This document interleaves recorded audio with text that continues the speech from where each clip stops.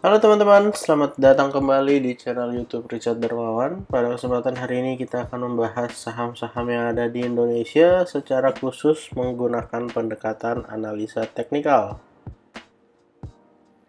Yang pertama kita akan bahas tentang IHSG dulu, setelah itu kita akan lihat kurang lebih ada 4 saham yang kiranya menarik untuk diperhatikan beberapa waktu ke depan.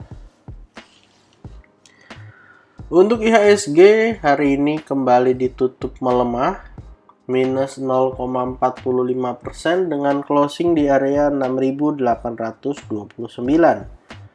Setelah gagal breakout dari area 6.900, IHSG akhirnya kembali mengalami penurunan koreksi ya teman-teman.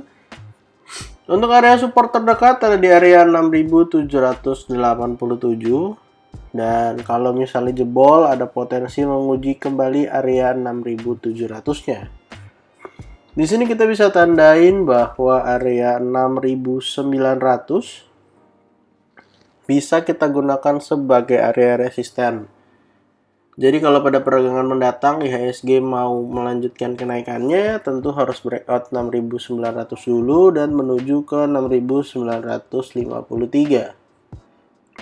Bisa kita lihat bersama bahwa pergerakan di time frame daily seperti membentuk inverted head and shoulders. Yang tadi kita gambar adalah bagian left, lalu ini adalah bagian head. Dan yang di kanan ini akan kita tunggu ya teman-teman. Apakah akan menjadi right shoulder atau malah kembali mengalami koreksi ke bawah. Kalau misalnya turun sampai area 6787, itu jelas sebuah penurunan yang bagus dan bisa lanjut naik breakout 6900. Artinya ada potensi untuk kembali menguat setelah tertekan beberapa waktu terakhir. Jadi teman-teman silahkan pantau 6787 dan 6900 sebagai area support dan juga area resisten dari IHSG.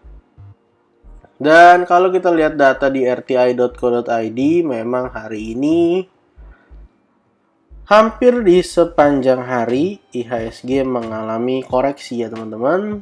Dan transaksi hari ini cenderung sepi, hanya 8,2 triliun saja.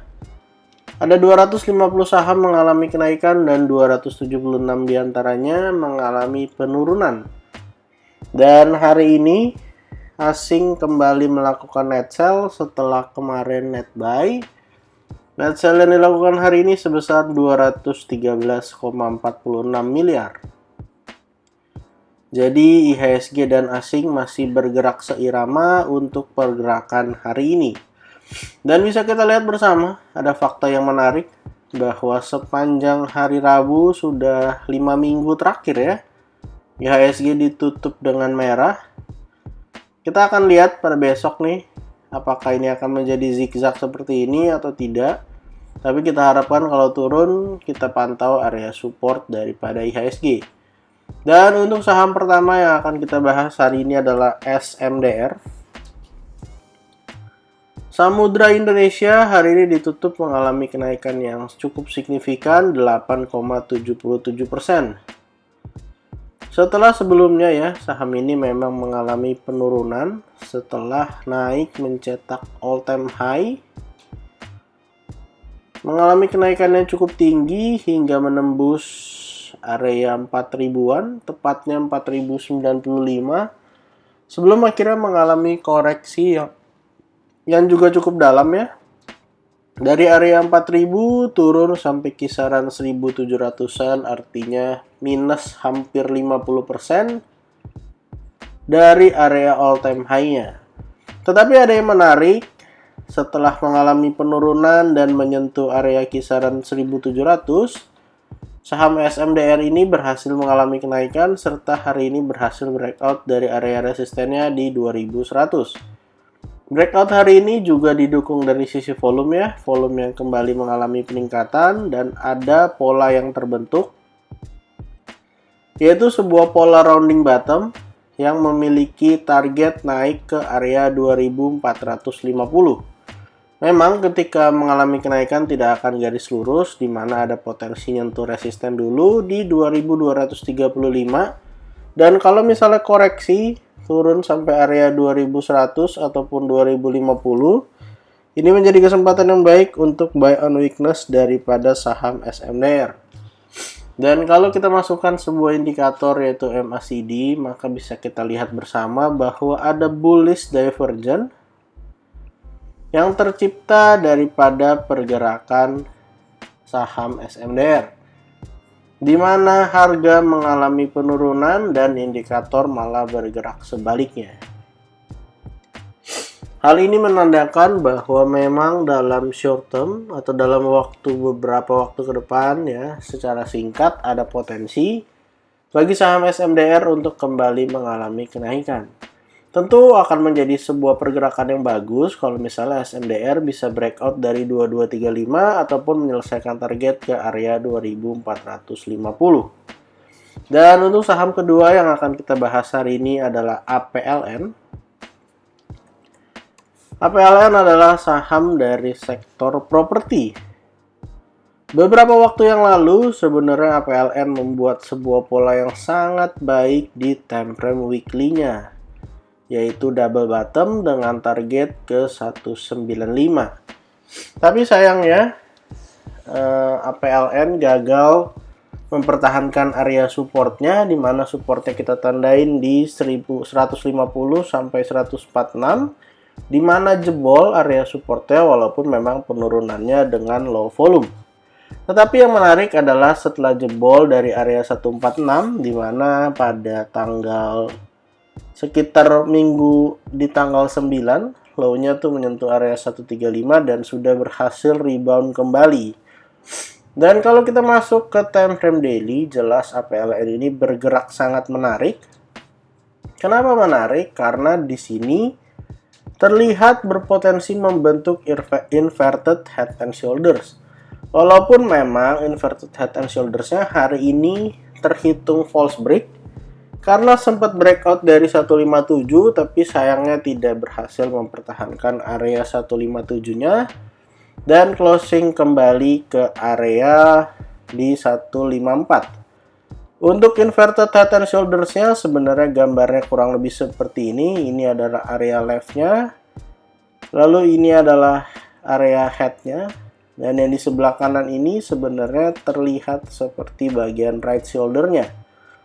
Untuk area supportnya, teman-teman bisa gunakan area 150 sampai 146 sebagai area support yang sebelumnya sempat false break ke bawah.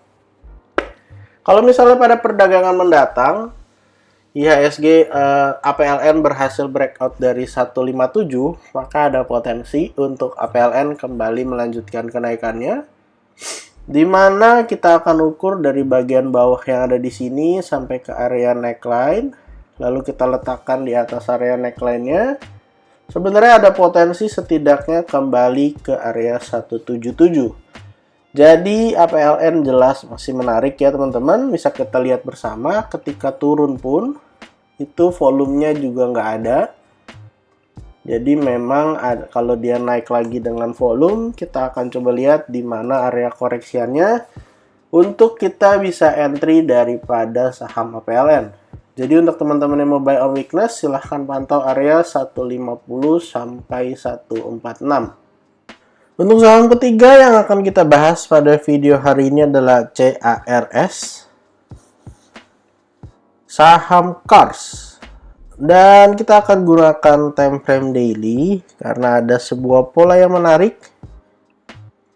daripada saham CARS. Hari ini berhasil terkonfirmasi breakout dari 86 dan closing di area 93, di mana hal ini menjadi sebuah petanda yang sangat baik karena sudah mengkonfirmasi sebuah pola kenaikan, yaitu double bottom. Kenaikan hari ini juga terpantau cukup menarik ya teman-teman, karena dari sisi volume 2 hari terakhir itu volumenya cukup menonjol. jika dibandingkan volume beberapa waktu terakhir. Dan untuk target, kita akan ukur target kenaikannya dari area low yang ada di bawah sampai ke area neckline di 86, di mana ada potensi untuk saham CARS menguat menuju ke area 105. Walaupun memang sebelum menuju ke 105 akan menguji area 98 sampai area 100. Area 100 perlu kita ingat juga merupakan area angka psikologis ya teman-teman. Jadi ada potensi tertahan. Dan untuk area support terdekat, teman-teman bisa gunakan area 86, bisa spare sampai 84. Jadi support terdekatnya dari saham CARS ada di area 86 sampai 84. Kalau misalnya 84-nya jebol, ada potensi kembali turun menguji area 80 sampai 79. Resisten terdekat ada di 98-100 dan kalau bisa breakout ada potensi ke 105. Perlu diingat juga bahwa CARS ini adalah salah satu saham yang masih menyisakan gap. Waktu turun menimbulkan gap yang cukup besar dari 120 sampai 116. Jadi kalau misalnya beberapa waktu ke depan saham CARS bisa naik lalu nutup gap, ini menjadi sebuah pergerakan yang bagus ya, setelah memang saham CARS dari area 140 turun dan akhirnya bergerak sideways lebar ya sebenarnya dari area 98 sampai area 74,69. Dan untuk saham terakhir yang akan kita bahas hari ini adalah GGRM, Gudang Garam Tbk ya teman-teman.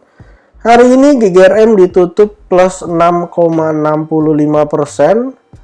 Sudah 2 hari secara berturut-turut naik 9,78 dan 6,65. Berhasil kembali membreakout area resisten di kisaran 19 ribuan ya teman-teman. Kalau kita menggunakan time frame yang lebih besar untuk melihat pergerakan daripada GGRM, sebenarnya GGRM ini adalah salah satu saham yang downtrend. Downtrendnya bahkan terpantau dengan jelas ya teman-teman, ataupun tergambar dengan jelas. Setelah menyentuh area 100.000 sudah turun cukup dalam, bahkan low dari bulan ini itu ada di 16.500. Tetapi dengan kenaikan 2 hari terakhir terpantau pergerakan GGRM memang cukup baik ya teman-teman. Artinya setelah menyentuh area 16 ribuan, GGRM seperti tertahan ya, dan mulai kembali mengalami kenaikan.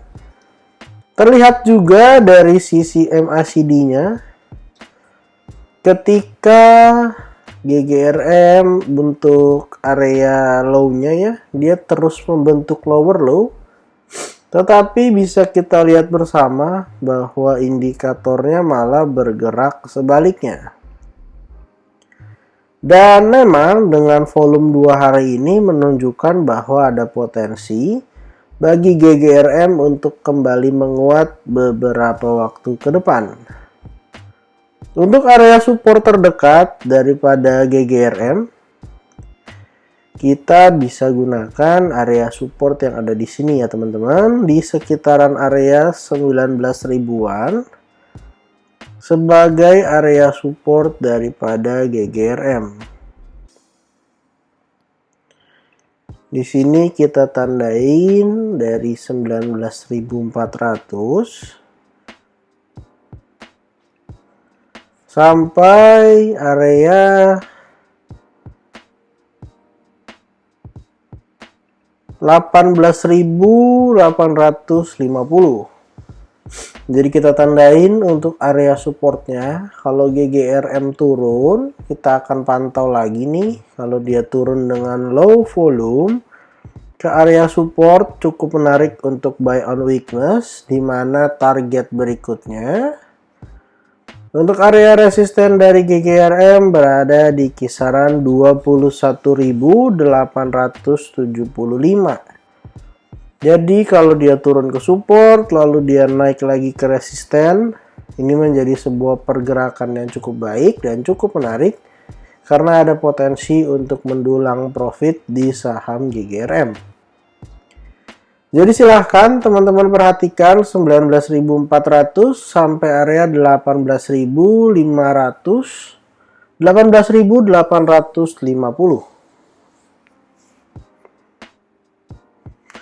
Jadi total pada video hari ini kita bahas 4 saham dari IHSG. Yang pertama kita bahas saham SMDR. Lalu yang kedua kita bahas APLN. Yang ketiga kita bahas saham KARS. Dan yang terakhir kita bahas saham GGRM.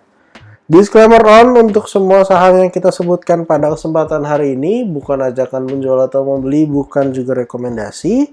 Silahkan teman-teman lakukan cek dan dicek kembali. Kalau tidak sesuai dengan analisa teman-teman, silahkan di skip dan cari saham lainnya. Jangan lupa untuk support channel ini dengan cara like, comment, share, dan juga subscribe. Terima kasih untuk teman-teman yang sudah menonton video ini sampai akhir. Sampai jumpa di video berikutnya.